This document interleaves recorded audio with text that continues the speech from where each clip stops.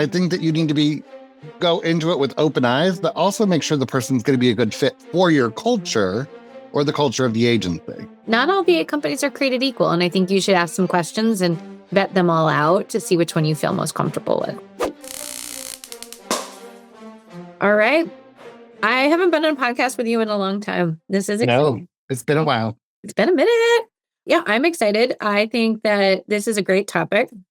And it's interesting because we've had virtual assistants for so long that like 7 years. Lewis will be here 7 years this month, the month that we're recording anyway. And so I can't like imagine our lives without it. But then I still know we go into a lot of agencies that don't have them or maybe are using some form of outsourcing or maybe interested about it. So I still think 7 years is not that long in insurance. So no.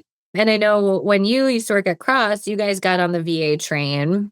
I am obsessed with VAs. I will just tell you that. I will fight for a VA any day over any of the other team members. I feel like you're going to be like, if I ever send you over to the Philippines, it's just going to be like a whole different scenario. Like we're going to never let you leave or something. I'm not. They're just going to keep me there. Yeah. I'll just move. We'll just keep you there. So this podcast is all about how to hire a VA. And I think maybe, Stephen, we should just start for people out there who don't know, like, what is a VA? Maybe you can share with them that. Yeah. So they're called VAs, VEs, EIs, EIEIO. We put all different kinds of names and letters. Yeah, there's some names, I guess. And different people try to get innovative and call them different things. At the end of the day, it's just a staff member that's not in the office, normally located in another country. So South America, Philippines are all popular places to have virtual assistants from. Macedonia, Malaysia. Yep. There's a lot of different countries, but really they are the back-end support for the agency. Some agencies will have them be client-facing, like for answering and transferring phones, doing simple tasks. And some even have virtual assistants that are licensed. So it just really depends on the business model and where they're located and what you need.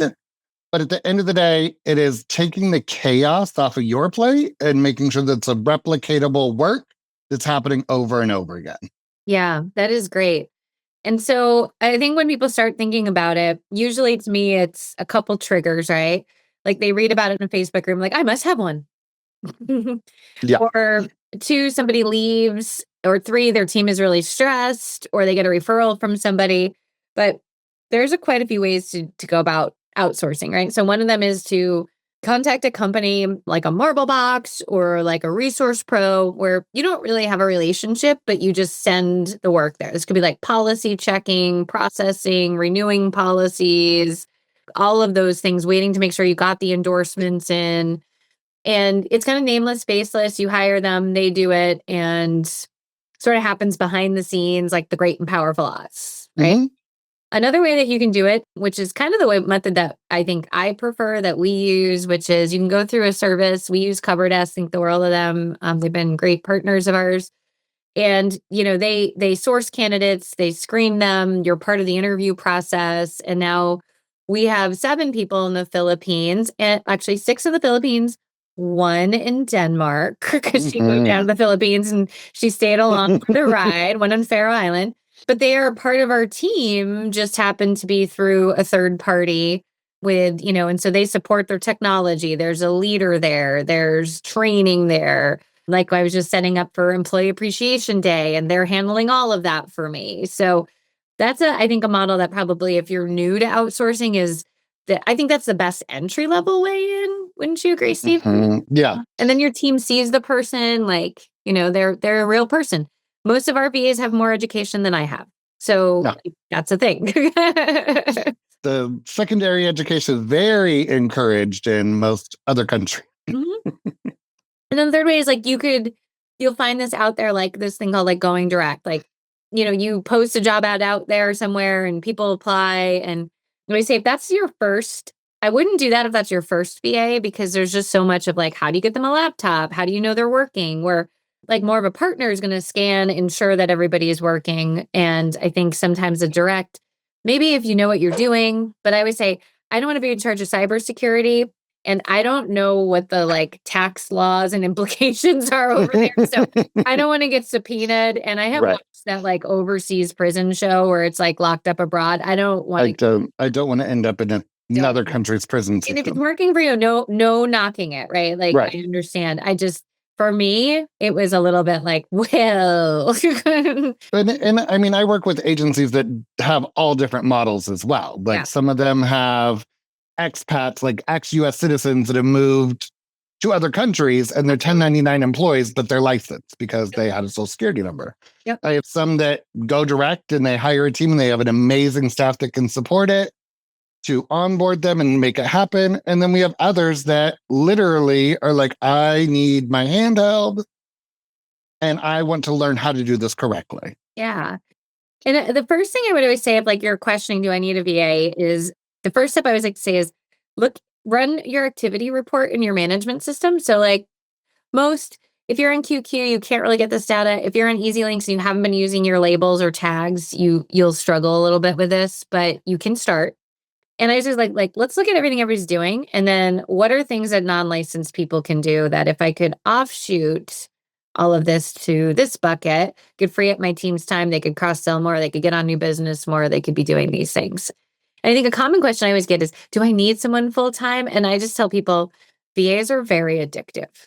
You get one and then you want 12. Yeah, like you get in there, like they could do this, they could do this, they could do this, they could do this. So I do think that that's really important. And in a future podcast, we are going to break down like how to get your team to buy in, because similar to like a service center, if nobody is utilizing said VA, then, like, yes, you are paying for a person to sit in the Philippines or wherever. And I can't tell you how many times, and this is probably another reason why I like maybe going through a partner, is they will reach out to us sometimes and be like, hey, your VA has like a third more capacity. And I'm like, oh, really?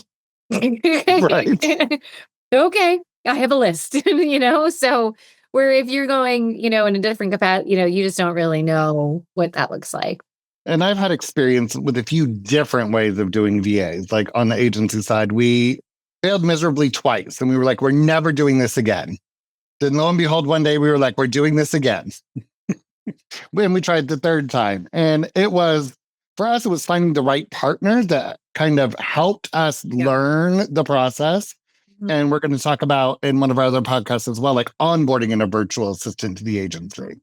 But I think it's really important that you're finding the right fit for the culture of your agency. And then also really just understanding that they are a person, that you don't always get the best one, just like you don't always hire the right person, even though they interview well.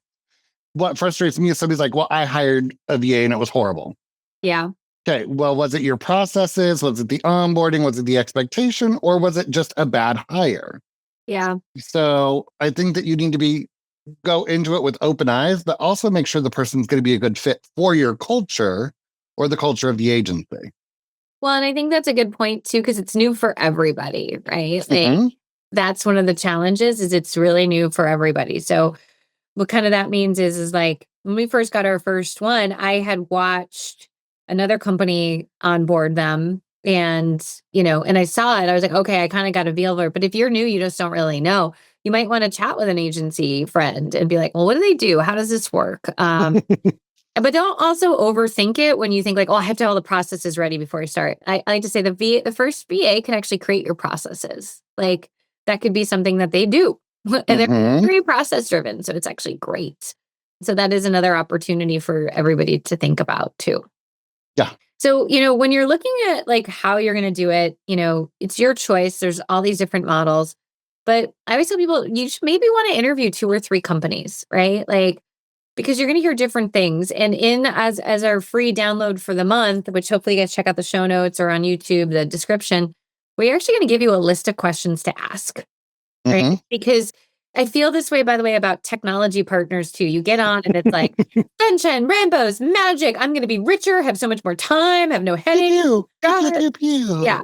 But the reality is like, you need to ask, and there's actually like, I think 55 questions I came up with, which might sound like aggressive. Pick and choose the ones you want, but it will help you see the differences maybe between each model, each way of doing things, so that you understand how it all works. Like there's a time here in insurance where like everybody started a VA company. And Listen, supply and demand, there's a big demand for it, but not all VA companies are created equal. And I think you should ask some questions and vet them all out to see which one you feel most comfortable with.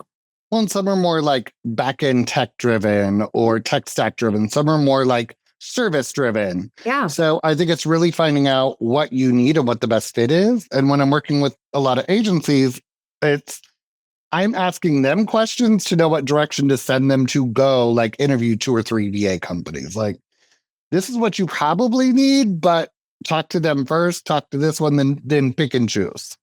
Yeah, absolutely. And then I think very much focusing on like, hey, what do they do? What do you do? I think there's some confusion sometimes there of like for us, it's clear they are our team members, but they're releasing them. Right. So there are still rules and protocols I have to follow with our company and the company they truly get paid by, right? And we have to do the same thing because, sometimes there are laws that I'm not aware of, or sometimes there are just rules and regulations. Like we found out in the Philippines, it's kind of almost, and I'm going to say this maybe inaccurately, but it's like, it's a big deal if you don't give 30 days notice, if somebody is you're going to let them go or vice versa. And like for them, it can be actually go against like their credit score. And I was like, oh, I think we should have that in the US. Right. Your credit score is partially based off of your stability of employment history. But I do think that everybody's think creatively about what VAs can do. I think that they're no longer like bleeding edge. So if you've been thinking about this for a while, the compensation is different, the work ethic is different, the behavior is different. And I can say, because I've been to the Philippines now, like English is a very primary language over there. Like I went there and nothing was in Tagalog, which is the Filipino language. So they do speak very, very good English, which I think is always a little bit of a hang up as well. So Stephen, do you have any other thoughts as far as how somebody could get started hiring a VA?